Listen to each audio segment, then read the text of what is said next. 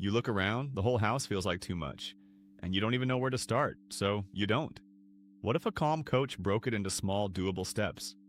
Claude can be that coach. Instead of organize the whole house, it helps you take it one room, even one drawer, at a time. No overwhelm, just small wins that stack up fast. Step 1. Pick one zone, a room, a closet, even a single drawer.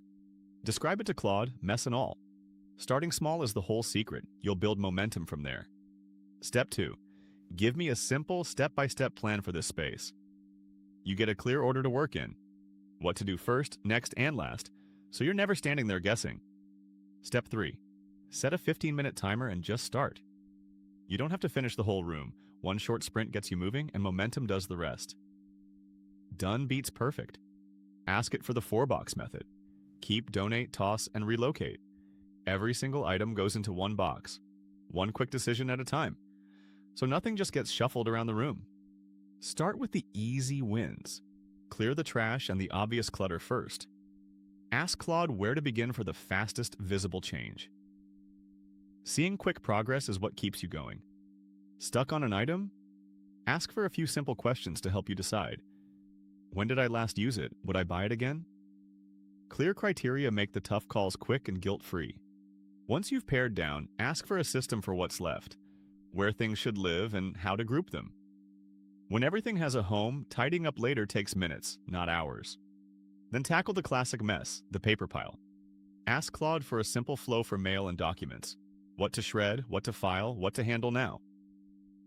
That mountain shrinks fast. For sentimental things, the hard ones, ask for a gentle approach.